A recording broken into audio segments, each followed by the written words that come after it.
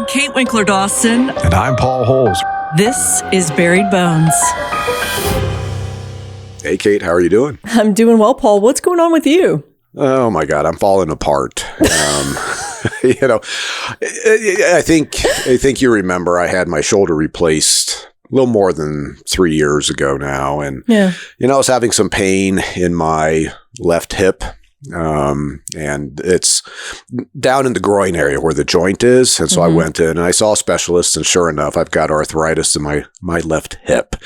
In fact, it's becoming sort of an impediment for me to do a lot of the activities I like to do. So, just getting it evaluated, I have a feeling that a replacement is going to be coming up at some point in my life. I'm not sure I'm willing to do that just yet. I'm hoping to, do some maybe other less invasive interventions so I can continue to function. But, I had to go out, and I'm sitting on this memory foam pad right now because it was, it's like one of those hemorrhoid pads. Yeah.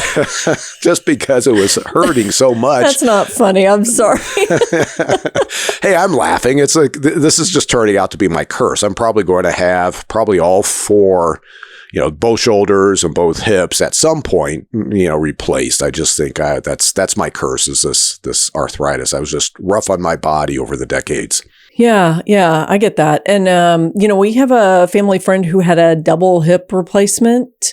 She ended up doing great. I mean, it was, I don't know if it was one after the other, but pretty close. And she felt great afterwards. So, yeah. I mean, I know of stories where people are in a lot of pain, but also I've heard recently a lot of success stories. So I hope you don't end up there. But if you do, right. I think you can hopefully be optimistic about it. Well, and I think there's, you have your total hip replacement where they literally cut off the head of the femur, and drive a, stake down the middle of your femur with a ball on the end of it. And then, of course, the socket is replaced as well. But there's also a resurfacing where instead of cutting off the head of the femur, the ball part, they literally ream it down and put a metal cup over it. And that's what I had done for my shoulder, and it's worked out great. So I'm hoping if I have to go the replacement route, that I'm a candidate. And I think I am. They generally will do that for the younger, more active patients. And I'm probably still in what these surgeons would consider the younger category. I'm not the 75-year-old. I'm the, late 50s guy that's active. Well, I mean, gosh, I know that we've talked about your shoulders and everything. You've suffered from a lot of different stuff. I'm glad I haven't hit any of that yet, but I think I am going to end up with a little bit of arthritis. And I played indoor soccer for quite a while. I mean, as an adult. And I've mentioned that before. And I separated my shoulder and almost broke my nose, and I broke my ankle and part of my foot. I mean, and then you start feeling it when you get older. And I just never thought that was going to happen. So, boy, health, of course, mental health, but physical health as you get older is so important. I go to the doctor. Are you a big doctor person? I go to the doctor for everything. Probably too much. I'm the typical guy. No, Paul. I generally put, that's what happened with the shoulders. I just kept putting it off and had no idea what was going on. I think now, as I've gotten older, it's sort of like, I have to pay attention to things a little bit more. So I'm getting better at it, but it's still, it's kind of it's a hurdle for me to kind of get into that mindset of, I probably should go in and get seen on this or whatever, Is that like a male thing, like the way you're raised, just power through it? Because the way I was raised was, if you don't feel well, don't suffer. Get in there, find out what options you have. I also can understand being scared, I don't know. I can't really say that there was anything about my upbringing that would have contributed to that mindset. I just kind of, it's more of that, just suck it up and deal with it. And, I've had, my family laughs at me. I've got this kind of this weird, tolerance for pain. And as an example, I ruptured the medial head of my right calf in my mid-40s and didn't know I had ruptured it. And a week later, I was out there trying to run on it and was wondering why my foot is just flopping around, right? And I never went into the doctor for that. I just kind of let it heal up on its own, even though I had a bunch of blood that had settled down into the bottom of my foot. And it's just that, I don't know, I think guys, we have a greater tendency of not wanting to go in. And part of it may be that fear of being told, oh, you got a problem. I kind of want to nope, I don't want to know about that. Boy, my dad one time at night, we were, kind of a little far flung. We were in a rural area at the farm. And one night he said, I have just chest pain and I don't know what's happening. And we had just eaten dinner a while back. And so he was settling in. He was laying in his chair. I have this horrible chest pain. And so, he thought he was having a heart attack. So we rush him to the hospital and they do tests. And they said to my stepmother, ma'am, what did he happen to have for dinner? And she said, he ate half a pot roast. And they said, your husband has angina. That's what's going on. He's not having a heart attack. Well, that's good. But I thank goodness, because he would kind of sometimes put off stuff too. And I'm just glad. So that's always taught me, man, I'm not paranoid, but I definitely go in and get stuff checked out. I don't miss appointments, but certainly a lot of men and women do too. So. Yeah. Well, and I will say, when it comes to the chest pain, that's something I will pay attention to. That's really my biggest fear is, the cardiac arrest, the sudden death type of scenario. And, I'm trying to do what I can to avoid, having risk factors for something like that. Well, all I'm doing is saying hello to you and we get a PSA on health. Out of this. See, I'm glad we're productive even when we're chatting at the beginning. Well, I thought you were going to be asking for my PSA test results, which is it's very good right now. So, what is a PSA test? What is that? Oh, so that's your prostatic specific antigen. The PSA test is when it starts to rise.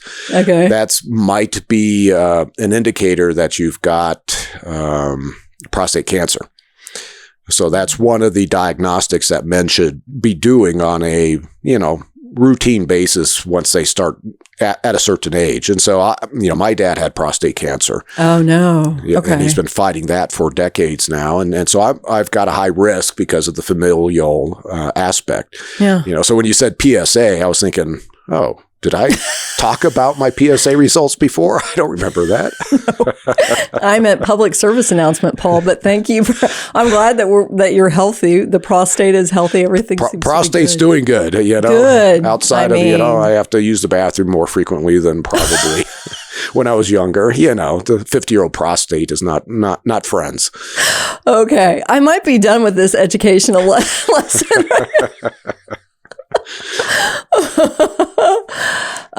This is not a good segue at all, but we are heading to the New York area for this. That's not a great segue at all. There's no way to get out of that. So we're heading to New York, which is where I lived for 8 or 9 years. I lived in New York City, but we are kind of all over the area for this next story. Okay. So I don't think we've ever done anything that's properly in New York City. Wasn't there like the affluent young maiden? The woman in the well. Yeah. Mm-hmm. So that one I remember. Okay, well, we're back in New York and we're much more current. We're 1960s. Oh, wow. Okay. Yeah, there you go. Okay, I'm going to go ahead and set the scene.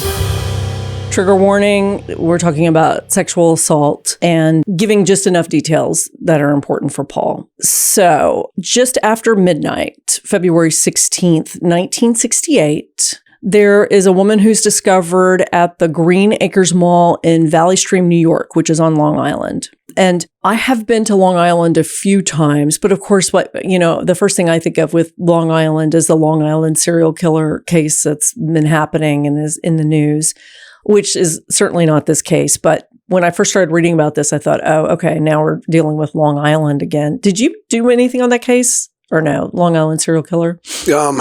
I was interviewed by Laura Engler for I think it was a Fox News documentary, and it was before the case was solved. And I hadn't really paid attention to the Long Island serial killer. Yeah. And then once they provided me some background and I was reading up on it, it was a much more fascinating case than what I realized. And then, of course, they've arrested Rex Heuermann. Othram has done work from a genealogy side to try to identify some of the victims that were out there on Gilgo Beach. And then I did record a podcast relatively recently talking about two other victims that this one guy, and I'm forgetting his name right now, that he was convicted of. And he was thought to have done this third victim. Well, they just charged Heuermann with this third victim. So now there's a question about, well, is this one guy who's sitting in prison actually responsible for these other two cases? Or is that part of, Heuermann's victims? So, interesting. I think there's a lot of more work that needs to be done to try to figure that out. Yeah. Yeah. And I say Long Island serial case, of course, Gilgo Beach, there's a lot happening over there. So for our story, we're going to start with a victim who is found outside of a mall.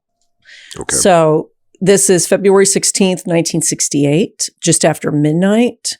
And someone discovers the body of a 23-year-old dance instructor. Okay. Her name is Diane Cusick. She is discovered at the Green Acres Mall in Valley Stream, New York, Long Island. And I can give you some more details in a minute. She had a 4-year-old daughter. She was estranged from her husband. And she was living with her parents in New Hyde Park, New York, which is also on Long Island. We hop around a lot, so I'll ask you, you want to start with the condition of the body and those kinds of details, or do we want to talk about her timeline, or what do you think? Well, let's just get right into it in terms of what happened to her, and then we can work from there. Her hands are found tied. Her face is severely beaten, and she has been sexually assaulted. And ultimately, the county medical examiner says that she was strangled. So I think you might find some of the details, in some of the stuff I'll talk to you about, lacking in details, like if we're talking about who the suspects might be.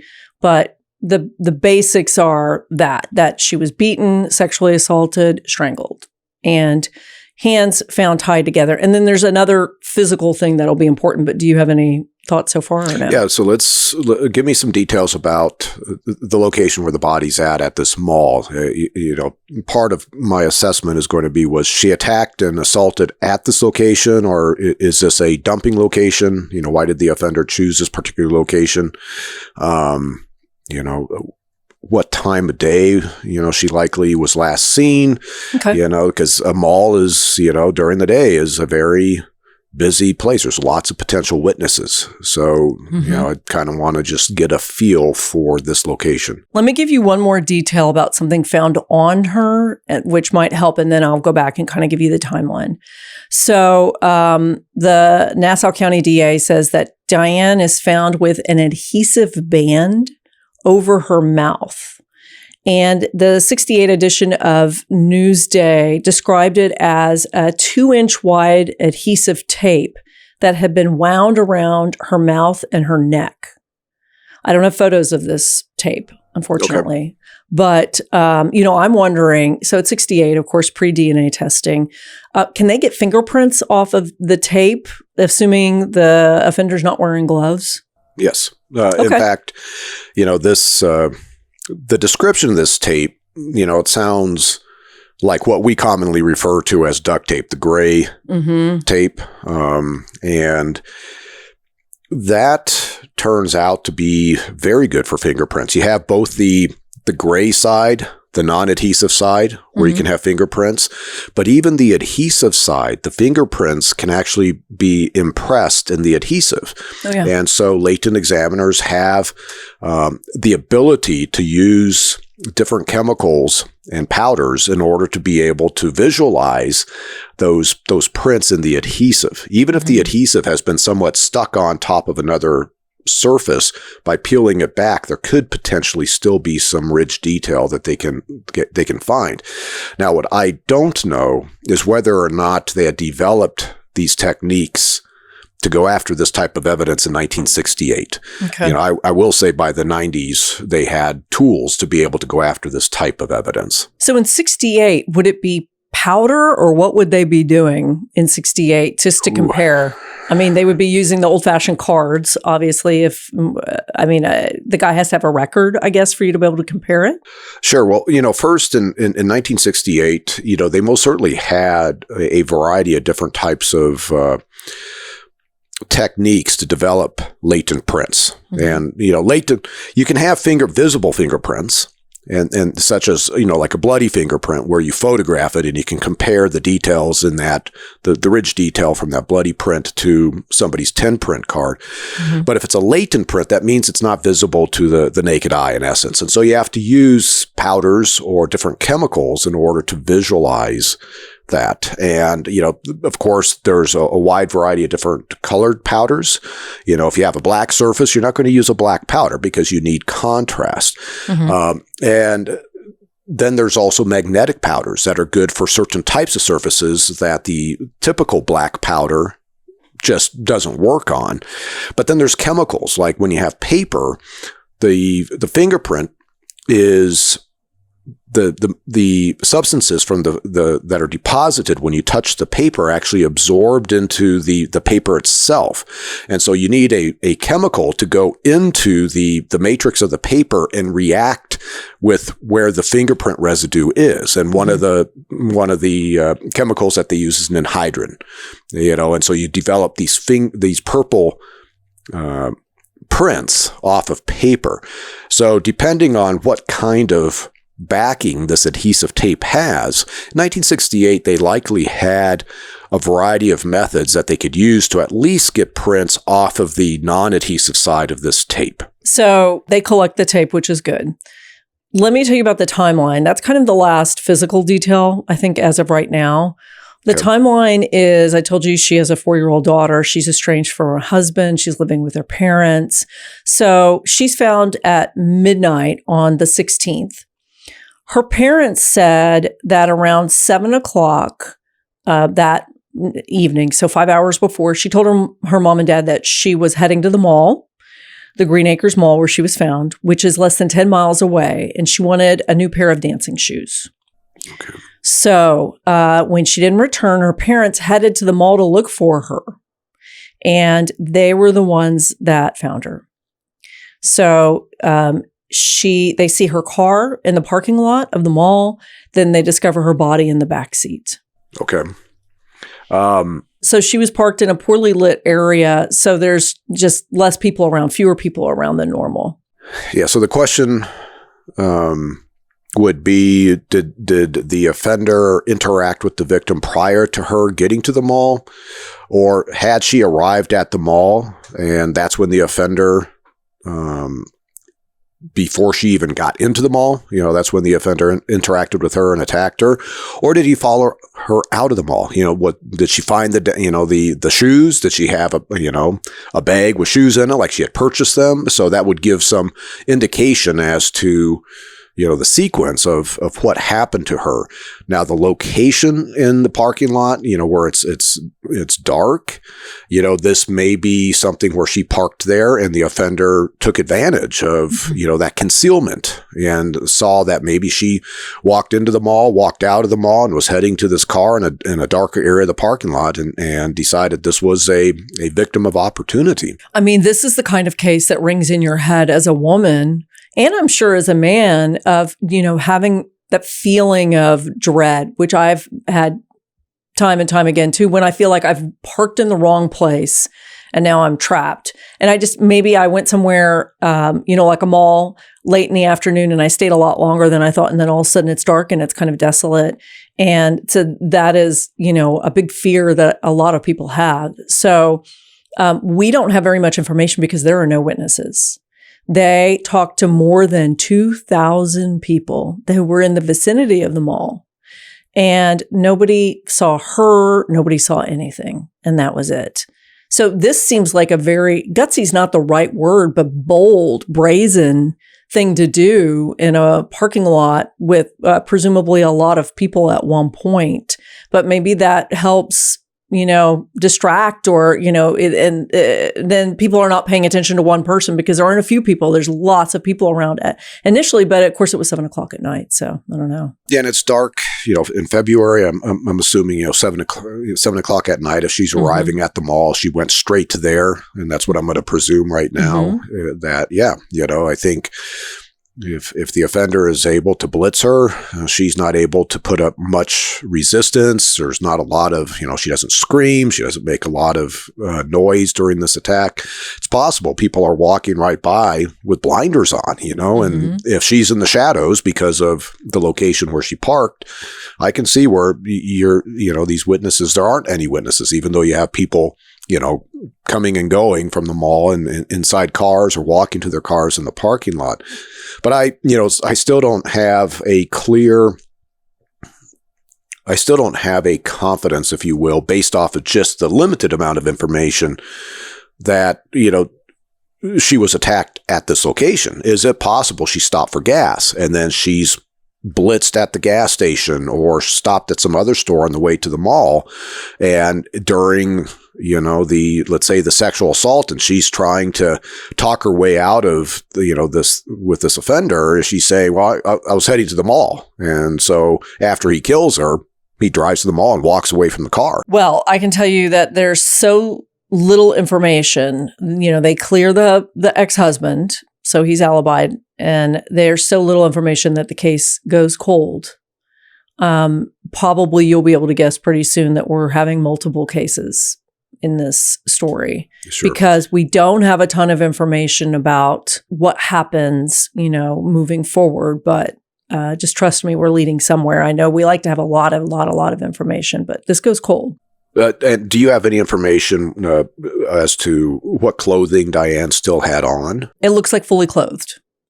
It doesn't say anything about her not having any clothing on, missing clothing, ripped clothing, anything like that. Severely beaten, sexually assaulted, but nothing about removed clothing or anything. Okay. And the sexual assault, are we talking they recovered semen vaginally? I believe so, yes. Okay. Moving forward, we're going to have another victim that will eventually be tied to the killer from the first victim. This is 4 years later. So I'm going to want to talk about geographic profiling at some point. Not right now, Paul, but at some point, we're going to want to talk about that. Sure. So 4 years. So now we're at May 10th, 1972. There's a passerby who discovers the body of 21-year-old Mary Hines. She's sometimes called Mary Beth. She is floating face down in a muddy, wooded Long Island creek about 5 miles from the mall. And that is one of the things that they're starting thinking, okay, we've had a pretty brutal murder here, but I'll give you more details. So I have a photo of the scene that I sent you, which is not a great photo, I will say. But also I can give you, I'm presuming what you want to know is, death and damage and all that stuff. Sure. So let's take a look at that photo. Okay, so page 1. This is a photo looking down the road where Mary's body was found, and zooming in on this, I think the first thing that strikes me, because I don't know Long Island very well. I know it's quite populated today, but this looks fairly remote. It looks like a reasonably remote stretch of road. It's a photo that's looking down the road. I can see vehicles parked on either side, which are potentially investigators' vehicles or the passerby vehicle, the witness vehicle. It appears that there might be an underpass for the creek, and there's a wall on the left side. And what strikes me is, right, at least this stretch of road, it's heavily wooded. There's trees on both sides. There's high grass and bushes that are very dense. This appears to be a prototypical body dump location, that the offender chose, probably because at the time of day or night when he dumped her body, there's risk of few cars that would be traveling along this stretch of road. Yep. There appears, further down the road, there is a street light, and then closer in the photograph to where the cars are parked, there is a utility pole. It doesn't appear that it has a light on it, but the trees are somewhat obscuring the top of it. Yeah. And so, of course, the question would be, is there sufficient lighting in this area, or is this also reasonably dark? And my guess is that if there's that one sole light along this stretch of road, it's not a very well lit road. Well, let me tell you about what happens with her. So again, her name is Mary Hines, and she is 21, and she is found totally clothed. And as I said, face down in a muddy wooded creek. She has, she's totally clothed, but she is missing her shoes. And she still has her rings on her fingers. So, that's part of is this a robbery thing that they're thinking. But she has bruises on her face and her neck. And an autopsy determines that she was strangled. Obviously, Mary has been dumped in this creek. Right now, we don't have any information as to whether she was killed at this particular location or if the offender had killed her at a different location and then drove out here and dumped her. This Mary being fully clothed, and that we also saw that with Diane, that is somewhat significant. Some offenders really get off on either cutting clothing off or tearing clothing off during a sexual assault. With Mary, the missing shoes are interesting. And, part of that could be, what kind of shoes she had on. Are these shoes that would have, fallen off pretty easily during a fight? But I see this a lot. Where victims, when found, they're missing one or both of their shoes.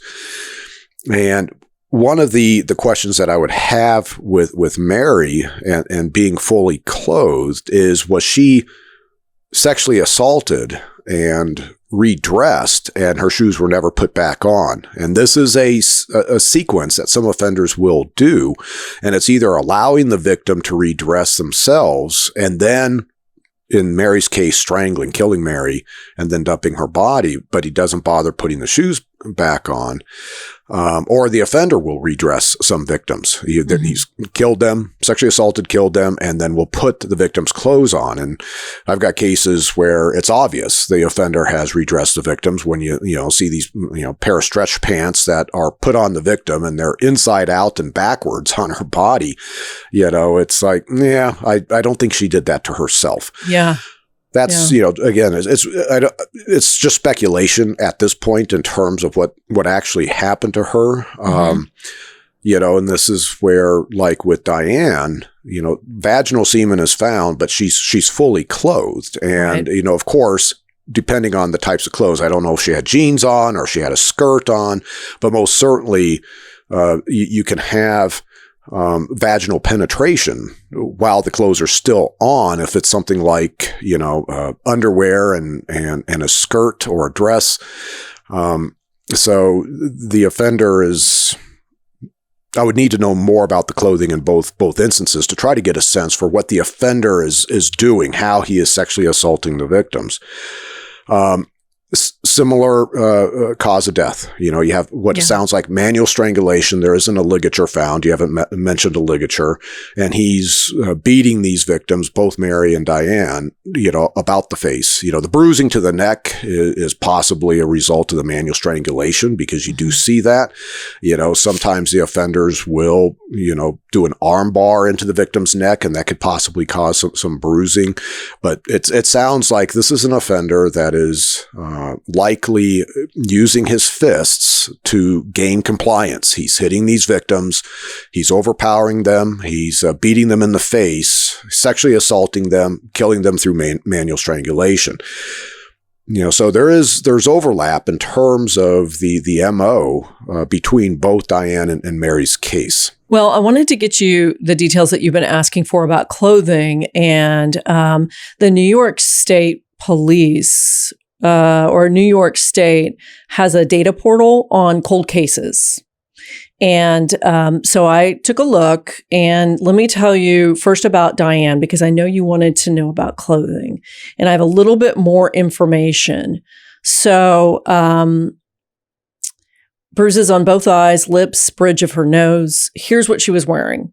So black leotard, but they say it's torn. So I didn't know that. She's wearing a mini skirt, black leotard. They say leotards. I don't know if that's plural or not. I've always said leotard, but black leotard that's torn, a mini skirt, a red blouse, a tan car coat, and she's wearing white boots. And all of this is on her when they find her. There were marks on her wrist, of course, and then they found restraints. The purse was in the car, and the jewelry she was wearing was untouched. And, so I mean, we've said this is probably not robbery motivated. I have a little bit more information about Mary Beth also, whenever you want to talk about that. In Diane's case, do they find the shoes she went to the mall for, or a receipt that she had, is there any information to indicate she actually went into the mall and then made it back to the car versus being attacked as soon as she drove into the parking lot and was ready to get into the mall? I don't see that, but... Okay. They say that she was murdered, they think between 10 p.m. and midnight. And if she's supposed to be there at 7, I don't see that. I mean, I could definitely poke around and try to find that too. I'm just trying to get a sense for the offender. Is he somebody that is trolling for victims by wandering around through the mall? Mm-hmm. And therefore he's being seen by witnesses that are shopping, and sometimes you get that, there's this guy that just is the strange looking man that's, wandering around. And I saw this man follow this woman out of the Macy's front door out to her car, versus he is maybe in a vehicle in a dark part of the parking lot, just waiting for a woman to park next to him, and then he pounces on her and attacks her right at that spot.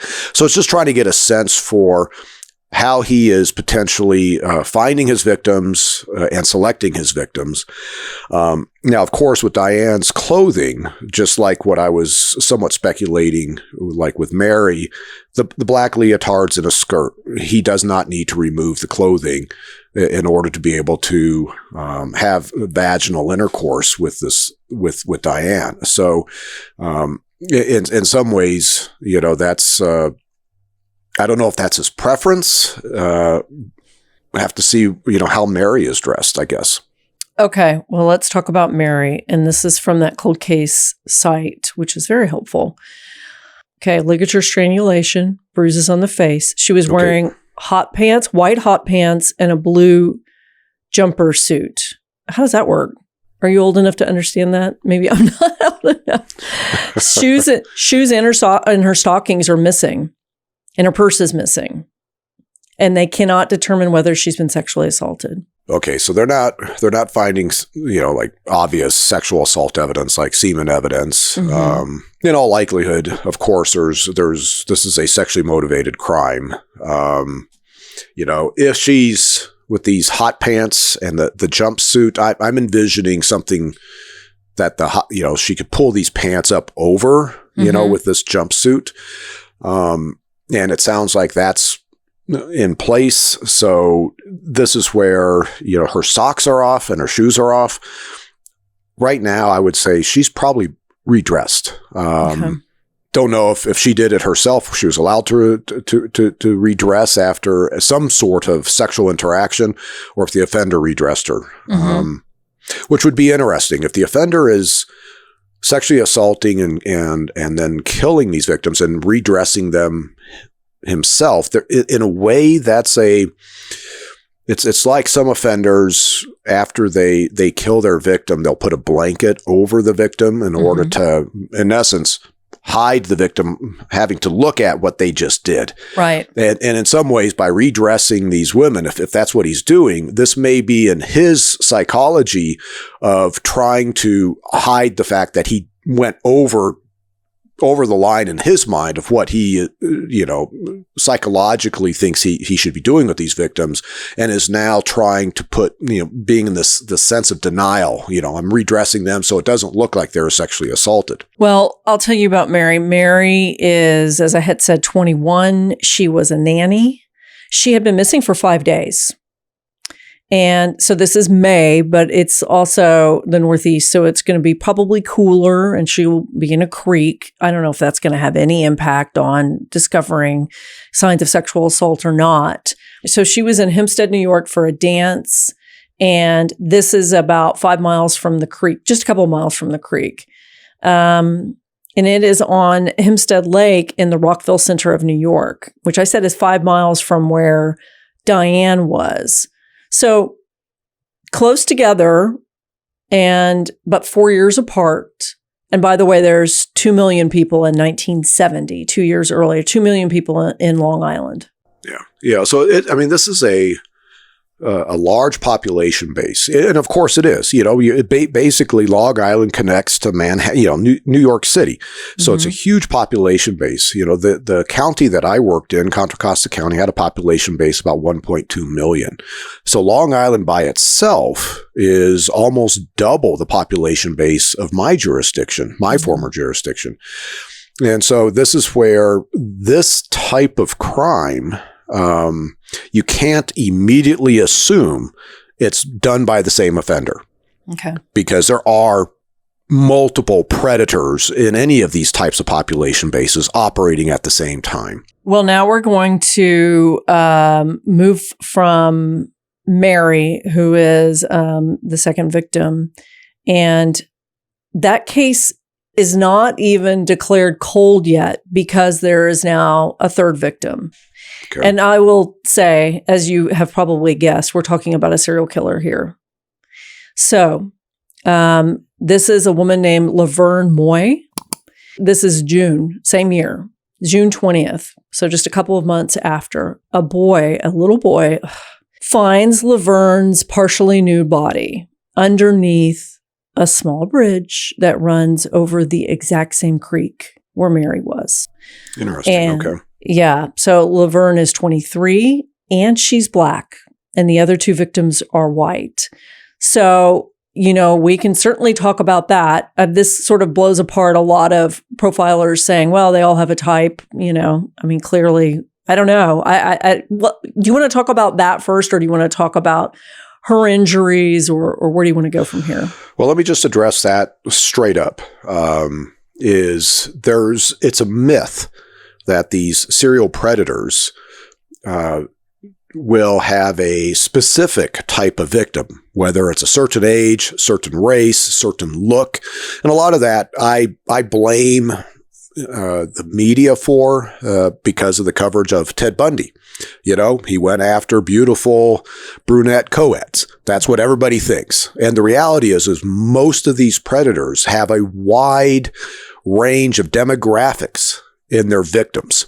And some of this is just due to their finding victims of opportunity, and they'll take whoever is fitting in their mindset, somebody that they can victimize. Mm-hmm. But many offenders will have a series in which you see victims of different races. Mm-hmm. Sometimes you'll see different genders that are being victimized by the same offender. Sometimes, like what we call crossover offenders, you'll see offenders that are victimizing children and adults, whether it's just sexual assault or these are serial killers.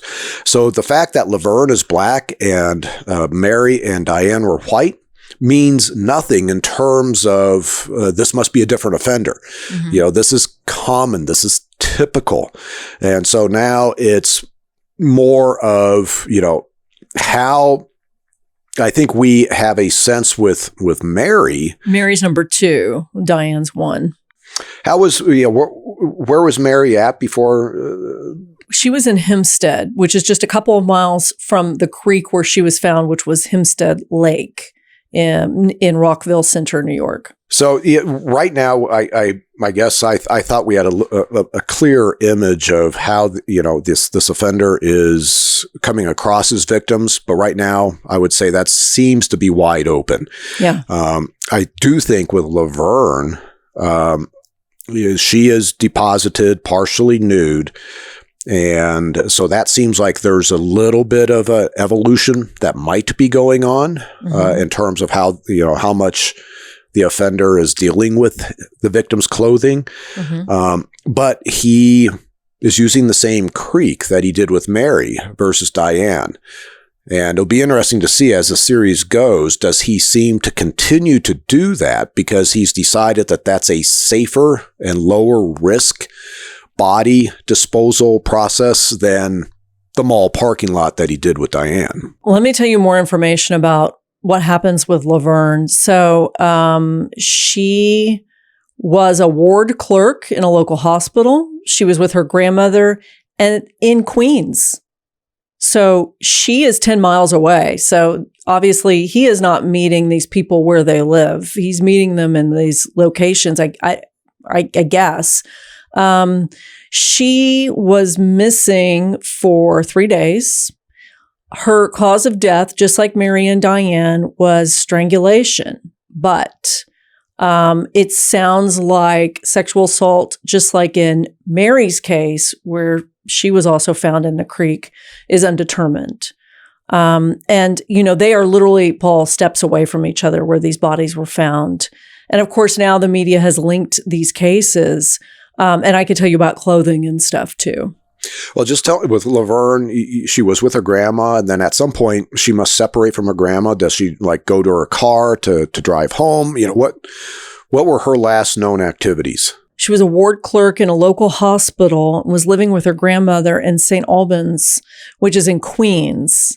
This line of questioning that I have right now is, I'm trying to figure out how the offender is coming across the victims.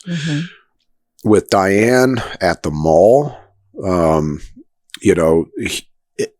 going to presume that he didn't end up coming across her before she got to the mall. So he's either laying in wait for the right situation, to be able to attack a woman, or he's following Diane out of the mall. He sees her, and turns out that her car is in a perfect location for him to be able to pull an attack off. With Laverne right now, she's maybe getting off work, and of course she's having to walk out to her car. And again, it's somewhat similar. Is he lying in wait by her car? Is he just in this parking lot for one reason? Is he inside the hospital ward for the legit purposes, or for whatever reason he's decided that's a place to be able to troll for victims? With Mary, that's still unclear in terms of, what her last activity was before, the offender would have run across her. Do you want to talk about clothing? Yeah, let's hear more about Laverne. Ligature or manual strangulation, bruises on the face and neck. She was wearing a black blouse and high black leather boots. She was nude from the waist down. She had 8 pieces of costume jewelry, including 3 silver wire bracelets, a silver watch, a yellow metal ring, a gold ring with a lavender stone, and a silver wire type expansion ring. And they were all there. So she had all of this stuff, but she was wearing a blouse and high black leather boots and nothing else. Okay. And we don't have witnesses who last saw Laverne to describe her lower garments, like she had pants on, or did she have a skirt or anything like that? Not that I know of, no. These high boots, this type of footwear doesn't sound like something that pants would be able to be slid over. So if she had been wearing pants, sounds like for the pants to come off, either the boots came off, pants, underwear came off, and then the boots were put back on, or were the pants cut off. Offenders will cut clothing off. Or she had clothing that could easily be, pulled off. Yeah. And the boots didn't have to come off. Now, they're not finding evidence of sexual assault, but this is obviously a sexually motivated crime. And, again, I don't know how thoroughly they're looking for evidence of sexual assault, because you can definitely have, back in the early 70s, they weren't necessarily processing the victim's body very, very thoroughly for physical evidence like that. But also, some offenders can't get it up, even though it's a sexually motivated crime, so they don't leave any physical evidence, DNA evidence today behind. Or some offenders will just this will be a little bit crude, but they'll ejaculate over the body or next to the body. So they're not necessarily penetrating into the victim and leaving DNA evidence behind. So it's just, right now we don't know what this offender's preferences are. Outside Diane, we have vaginal semen. So we know what in California we would call a rape. But it's definitely all three these are sexually motivated crimes. This is a serial killer. Yes, and we have to continue on with his next victim. So we are still on Long Island, and this is about a year later, a year after Laverne, July 20th, 1973. And this is a woman named Sheila Hyman. She is 33 years old. She is found in her home, which is North Woodmere, New York. It's about 5 miles from Rockville Center, which is where Mary and Laverne were found in the creek, and just a couple of miles from the Green Acres Mall in Valley Stream. Where is Sheila inside the house? What, is she fully clothed? How was she killed? She and her husband have 3 sons. They were all away, thankfully, at summer camp. Earlier in that morning of July 20th, her husband left the house to go to a department store to get some toys, and Sheila was home alone. So he's gone early in the morning. He comes back at 1:30 and he finds her bludgeoned to death in their primary bathroom. She has been, according to the autopsy, struck in the head 15 times with a blunt object that has never been recovered. The New York Times reported in 1973 that the police said the bathroom was covered in so much blood that it was several hours before they could be certain that she had been beaten rather than not struck, rather than like an accidental fall. There was blood all over the place. And then I have details about the house and locks and all that kind of stuff. So what do you think so far? In the house, this is different. No, it's definitely different. And, again, this is a scene where we see offenders attack victims outside. As well as entering houses, and it's all the same offender. So again, just because it's different doesn't indicate it's a different offender. The bludgeoning with all the blood in the bathroom, it struck 15 times. This is probably, you've got blood spatter that's going to be a result of, blows from this weapon, whatever it is, into the pooled blood sources on her head. You have bleeding out onto the floor. A lot of the blood inside this bathroom may have flowed out of her body after the offender left. It's a misconception that this offender would have had to walk out of this house with a ton of blood on him. No. So, he definitely is escalating. He's, for the first 3, he's beating these women on the head, in the face. Now he's using a weapon, and to a point where now you have significant injuries to the head, much more so than what we're seeing with the previous 3. So this is something that he's stepping up on. And, typically this type of bludgeoning, this is where the offender this is what I would characterize sort of your anger retaliatory offender. He is angry at something in his life, and he's taking that anger out on his victims by proxy.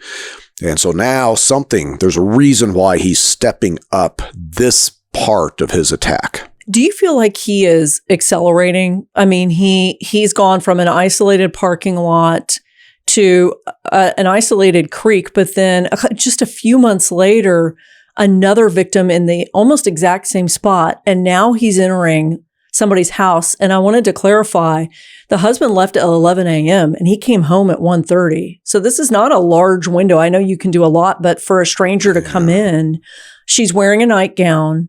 And the lacerations are, just to be very specific, her skull, she had a fractured jaw and a lacerated jugular vein. I didn't know you can do that with a blunt object. I think with a significant enough blow to the neck, and this is where he's using a weapon, and it's a weapon that he's able to put a fair amount of force into.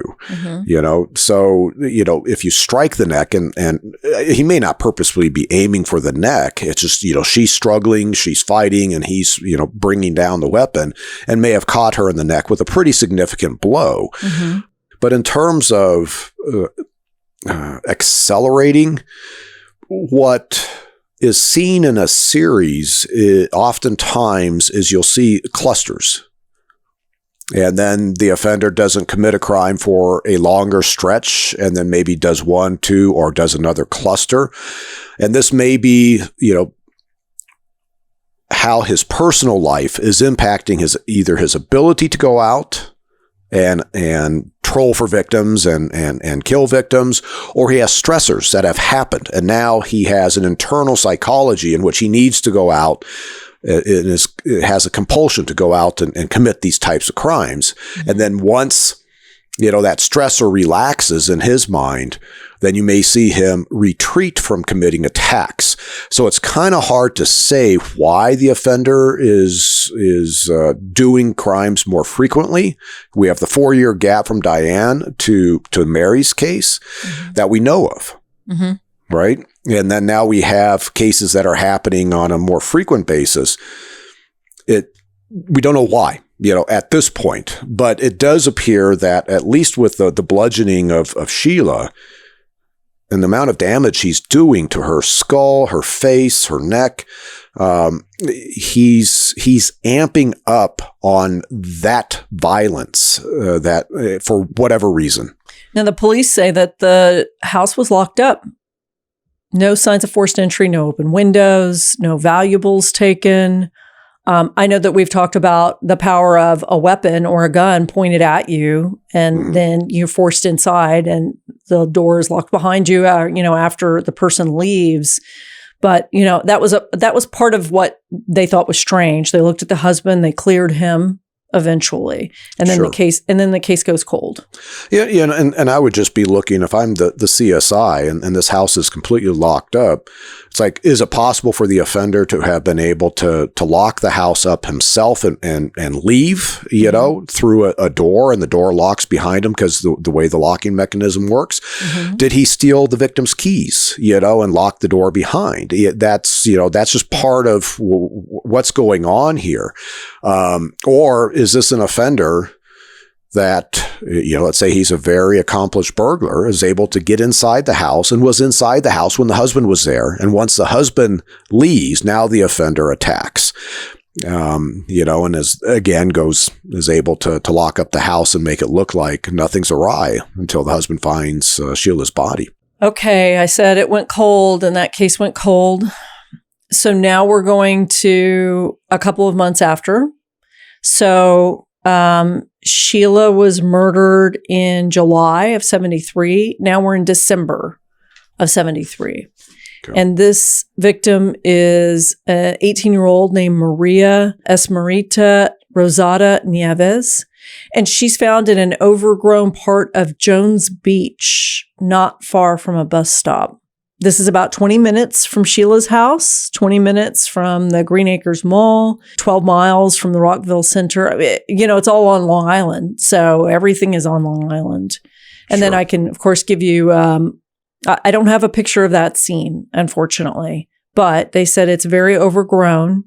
She was discovered by workers who were trying to prune a tree. She was wrapped in a blanket and covered with plastic bags. So her hands were tied behind her knees. Her neck had a ligature mark on it. She had been strangled. And no word on sexual assault. And there's not a lot of information on Maria. She came from Puerto Rico. No, but this is significant. You know, she's wrapped in a blanket and plastic. Mm-hmm. So she's been packaged for transport. Obviously, this is a body dump location. And, you know, where is the offender at to have access to this blanket and plastic? Is it possible he took Maria back to his house? Mm-hmm. Is it possible that he brought this blanket and plastic with him because he knew he was going to go out and find a victim? And why is she being wrapped this way? Does she have bleeding injuries? Is he trying to prevent her blood from being in his car? It's by a bus stop. I don't know if I said that. It's by a bus stop also. That's kind of hard to, you know, buses are so sporadic and periodic in terms of their schedule. I'm not sure the offender is choosing that location because of the bus stop, may not have even known that the bus stop was necessarily, you know, that may not have been a feature that he even paid attention to, I guess is what I'm trying to say. He just found a location where he was confident that he would be able to park, pull Maria's body out, dump it, however he, you know, if he hid the body or whatever, and get in the car and drive off, and had, you know, confidence that there would be no witnesses. Now, she lived in Manhattan. So I wonder if she took a bus in and he saw her at this bus stop. And I can tell you about the clothing that she was wearing. And I can tell you that she had defensive knife wounds on her hands. See, I would argue that he's not seeing her at the bus stop. Okay. Because of the packaging, you know, the blanket and the plastic. You know, he's transported her body after he killed her to that location. It's just that, where is he taking her? I've got a series where I'm confident that one of the victims, I'm going to use a geographic profiling term, was taken back to one of the offender's anchor points, whether it be his residence, a place of work after hours where there's no other employees, you know, and then after killing the victim, you know, in this particular case, he bleached the victim's body down, and actually it appears that he packaged her up and dumped her at a different location. We have soil on her body that's not from the location where her body was dumped. So we know he took her to a different location prior to dumping her body where she was found. I would say that this is what's going on with Maria. It's just that, where is he taking her? So, clothing for Maria. They found a light cord, like maybe an electric cord or a thin cord, you know, that bound her wrists behind her knees. She was wearing a white bra and light blue denim jeans, but no blouse, no shoes, or no stockings. So if I got that right, sounds like the thin cord, it's binding her wrists, but also to her knees. In other words, this cord is part of the packaging of her body, trying to keep her more compact, to be more easily moved, versus a floppy body that's dead weight. That this is just a packaging. It's not necessarily binding of the wrists. In this case, may not be to control her. She's wearing a white bra, no blouse, light blue jeans, but no shoes and socks. Yep. Yeah. So this is where I go back to, I think those jeans were possibly put back on her. This may be an offender that is redressing his victims. So this case goes cold with Maria, as it does with all the other cases. And Maria is the fifth one in this series. Now we are actually going to leave Long Island, and we're going to a totally different state. We're going to New Jersey, where we have another victim. Okay. So this is in 1977. So Maria happened in 1973, 4 years later, probably a little less than 4 years later. And it's a 26-year-old woman named Marianne Carr. She is an X-ray technician. She goes missing from her apartment complex while her husband is away on business. Her body is going to be discovered in the parking lot of a Quality Inn motel in Hasbrook Heights, which is Bergen County, New Jersey. And it's very close to her apartment. She's wearing all of her clothes, but her shoes are missing. And she has ligature marks on her hands and her feet.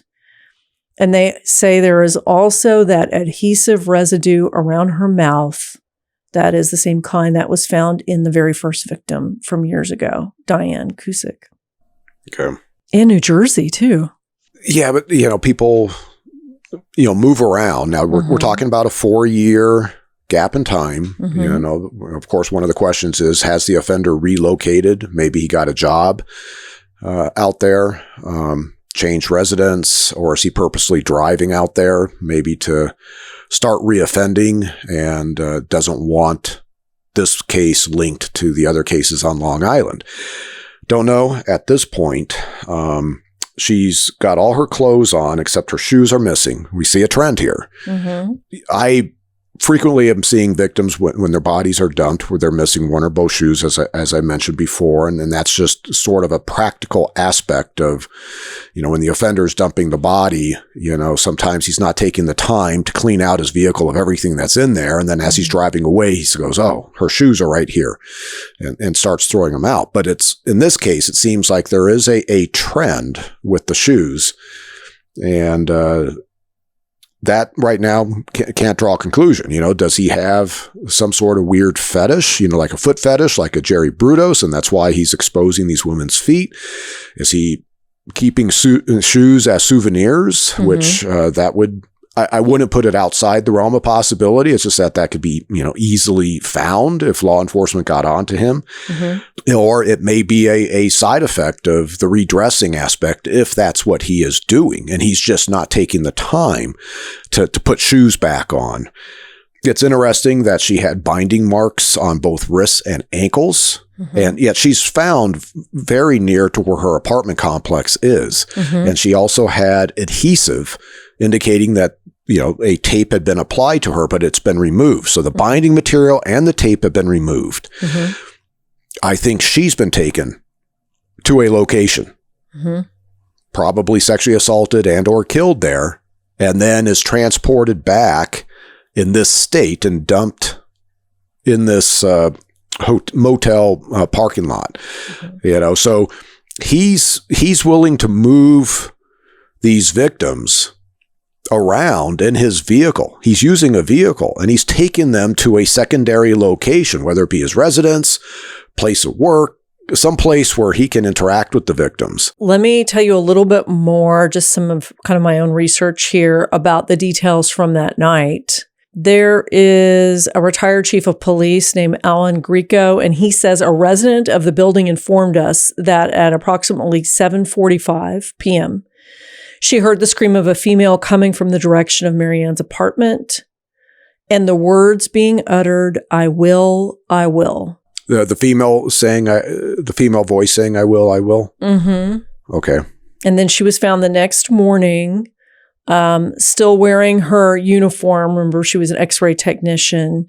Her body had been beaten and lying against a fence in that Quality Inn parking lot. She had been strangled, and the police say likely by her necklace. And of course, there's the ankle and the wrists bound or had ligature marks on them. So yeah, in this case, it sounds like Marianne, she gets off work and she's going home to her apartment and is attacked as she's entering her apartment. And she's in her uniform.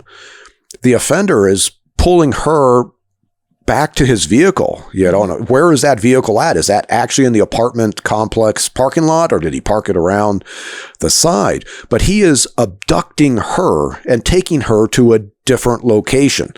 And that's where he is now attacking her, and then eventually has her fully bound up, has adhesive applied to her. And it sounds like the adhesive is over her mouth, like in Diane's case. And of course, that's being used as a gag, so he's concerned about her screaming, so he's trying to prevent that from happening. He may be putting this binding and this adhesive on her once he gets her to his vehicle. So he's trying to keep her under both physical control as well as audio control, if that's even a thing, a term. But he's taking her to a different location where, no question, this is a sexually motivated crime. I don't know if they found any physical evidence of sexual assault, but obviously sexually motivated crime, strangles her and then dumps her near where he abducted her from. He's comfortable moving these victims around in his vehicle. Well, that case goes cold, but I'm not sure, to be honest, whether they connect Mary Ann to all of the Long Island stuff because they're in different states. Yeah, I would doubt that they did, at least during the initial investigation. Unless there was something like, let's say, the adhesive where somebody goes, hey, there was a teletype that I saw 3 years or 5 years ago. And I remember this gal had, tape over her mouth. Chances are 1977, they probably didn't connect Mary Ann's case to the others. Okay, now we're at victim number 7. Okay. And this is 3 years later. So this is 1980. The victim is a 19-year-old sex worker. Her name is Valerie Ann Street. She is found murdered in New Jersey and, in fact, at the very same Quality Inn. Okay. Except Valerie is in one of the rooms. She's hidden under a bed in one of the rooms inside versus Mary Ann, who was in the parking lot. She had been handcuffed, strangled with some type of ligature. She was covered in bite and knife marks and had similar adhesive marks around her mouth. So just because of her victimology being a sex worker, one of the questions about this motel, is this a motel that was used by sex workers to take their customers to? Do they do the hourly rate? Do they have agreements with the lobby clerk, taking money, over the counter to take a customer into the room? And of course, do we have witnesses seeing Valerie with a man entering the motel, et cetera? There's obviously a lot of investigative questions about Valerie's body being found inside the motel room. It's interesting that she's hidden under the bed. Is this just to further delay discovery of the body to allow the offender to get distance away from the location? The use of handcuffs, this is another type of restraint. It's just like binding. He's just trying to keep her under control. It may have significance to the offender. It may not. However, her body being covered in bite marks and knife wounds, not stab wounds, but in essence, a knife has been used to poke on the victim's body. Is that the way you're reading that? Yeah, I think the way that I was reading that was that it was torture. Well, and this is where there has to be an expert, and this isn't necessarily a pathologist, but this is a behavioral expert to assess these wounds. You rely on the pathologist's findings, but is it torture? If it is, then you're dealing with a sexual sadist. This guy is definitely amping up, and he is getting sexual gratification from the torture aspect of a living victim, and Valerie's last moments were horrific. But there is a behavioral aspect called picarism that some offenders do, and they will, in some instances, cover the victim's body with all sorts of very superficial, let's say, little stab wounds, whether it be from a knife or a screwdriver. And the behavioralists will say this is, in some ways, this is like penile substitution. He's penetrating into the victim's body over and over again with this weapon. It is a paraphilia. And this is definitely a fantasy motivated offender. He's evolving. There's no question about that. Now it's just, with Valerie, where was Valerie working as a sex worker? Was she on a stroll area? Is he going into that stroll area? I will tell you, if she's in a stroll area, that tells me that he's likely a customer of sex workers and he's comfortable in that culture. But let's say she's more of the escort service type, and she drives or is dropped off at this motel to meet up with a customer. So I need to know more in terms of Valerie's last, where she was last seen. And she also has adhesive residue around her mouth. And again, that's that gag. It's something that he is trying to prevent her from being able to cry out. And is that while he's torturing her? Is that part of maybe an abduction? Is it possible that he could have abducted her from some location and she is not voluntarily going into this motel? He has to carry her in or drag her in. Is there a way that he could have done that where people wouldn't have seen him do that? Like a back door, for example, into the hallway. Well, police are figuring out some things, and this is what we find out about Valerie. Valerie checked into the room 132 at this Quality Inn under an assumed name. She checked in with the client, with a man, going there willingly. They could not identify the man, but that was, so I would assume that this Quality Inn had been used knowingly, as a place where sex workers would take clients. So they think that she was gagged with that adhesive tape, and that she, and I had said this to you before, numerous minor knife incisions on her breast. So there's a lot. I mean, we don't know a lot about, where they might have met, but it sounds like this was this is where the crime happened, and this was where she was left, right? Yeah, no, for sure. For sure. Okay. So this is a misstep by the offender. If he is seen with his victim, that's high risk for him to go in there. Why is he willing to put himself in that high risk scenario? And I go back to, I think he has comfort with this motel. He wasn't ever identified, but has he been there before as a customer, maybe with other sex workers? He knows that the workers at this motel are going to keep their mouths shut because this is a routine thing. They're probably making a decent amount of money on the side under the table, for these sex workers to bring their customers into this motel. Okay. We are going to have to wrap up the first part of this two-parter here. We have more victims, and we have a couple of new locations. So moving forward, I know you're going to be thinking about this case for the whole week. You get to think about it. This is, I think probably the deepest profile we've ever talked about, where you're really trying to home in on this. And I'll tell you that we will have a solution to this, which is good. Okay. Because if this was an unsolved series, I'm saying sick me on it. No. It's like, okay, I want to roll up my sleeves and go after this guy. Well, I think you'll be interested in finding out what ends up happening with this case. But you'll have to find out in a week.